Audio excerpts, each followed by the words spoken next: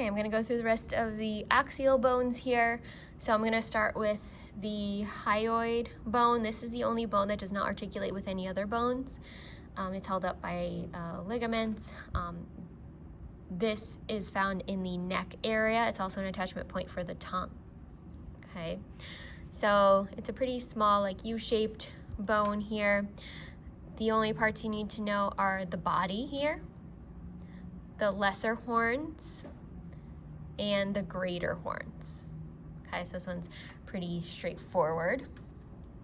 Okay, then let's go through the sternum, because this one's also very straightforward. So you can see this is a hyaline cartilage that connects the ribs to the sternum. We have the manubrium on top. It's 3 bones fused together. Manubrium, body, and then down here is the xiphoid process. Remember, a process is something that sticks out. So this one here is known as the xiphoid process. Okay. Okay, now let's go through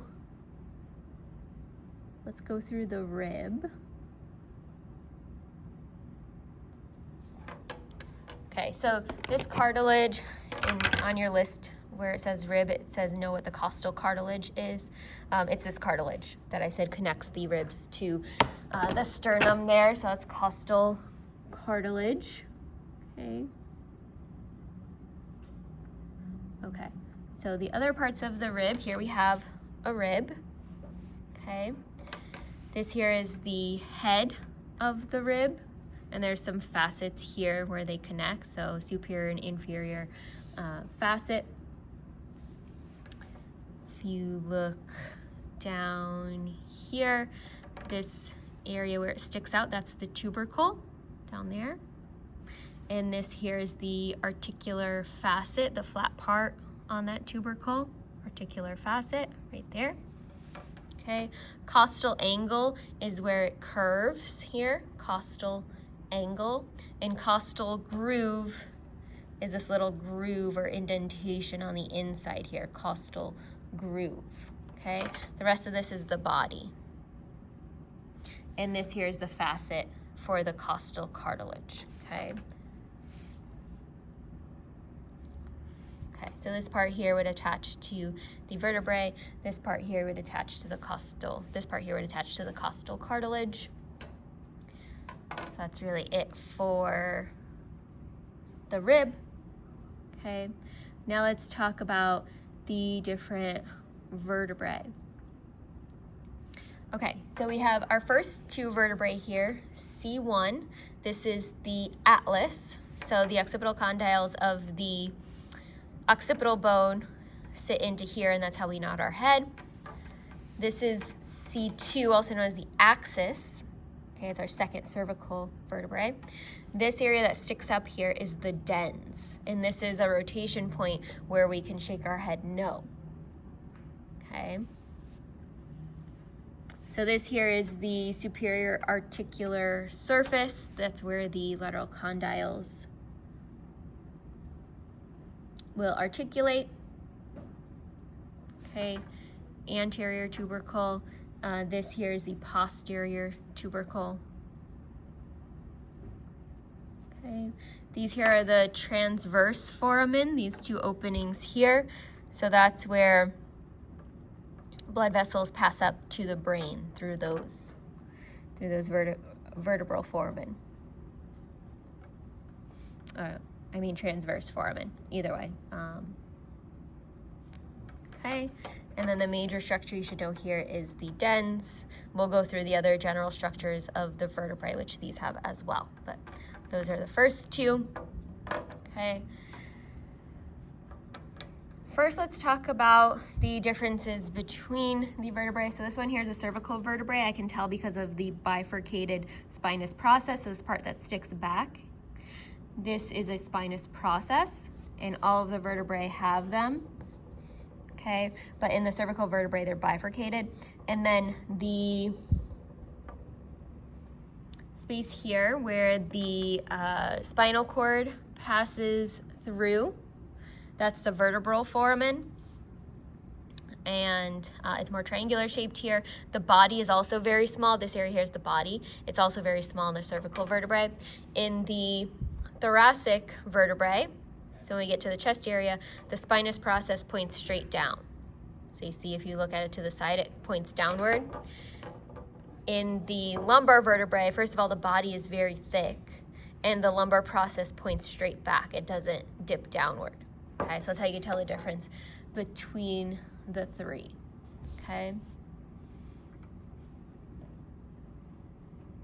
All right. The lamina of the vertebrae is this area here. Okay, so before you get to the spinous process, so this area here would be the lamina.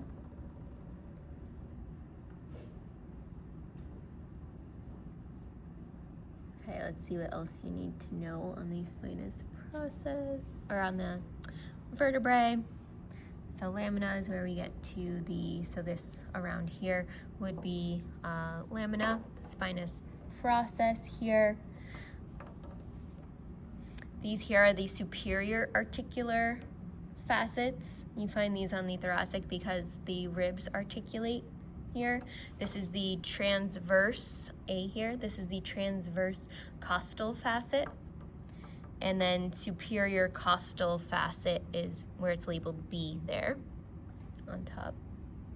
Okay, and then down here would be the inferior costal facets.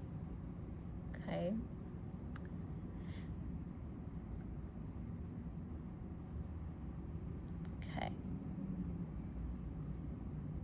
These here that stick out, these are the transverse processes. So transverse processes. Again, this large part is the body. Vertebral foramen is a space where the spinal cord passes through. Okay. And I believe those are all the important structures on the vertebrae for you. This bone here is the sacrum bone. So this is found in the back of the pelvis. Okay, so kind of in the middle posterior area of the hips. Okay, the coccyx bone, this here is the tailbone, so it's known as the coccyx bone, and this is found attached to the sacrum. Okay, so this sacrum is made up of fused vertebrae, so you can tell it kind of looks like there's little spinous processes here, and they're fused together. Okay, same thing with the coccyx bone, but it's really small, irregularly shaped vertebrae, all fused together. Okay, so important parts you need to know of the sacrum. We have the base of the sacrum here, so the last lumbar vertebra would sit on top in this area here. Okay, superior articular surfaces right here we're pointing to. Okay, sacral canal would be in this area here. Okay, median sacral crest is right here. These areas here, if we turn it around, these are the transverse lines. Okay, sacral foramen are these openings here. Okay, so anterior would be on this side, posterior is if we turn around on this side. Okay, posterior sacral foramen. And the auricular surface is this surface here. Okay. Sorry, this surface here, auricular surface. Okay, so those are the rest of the axial bones and bone markings that you need to know.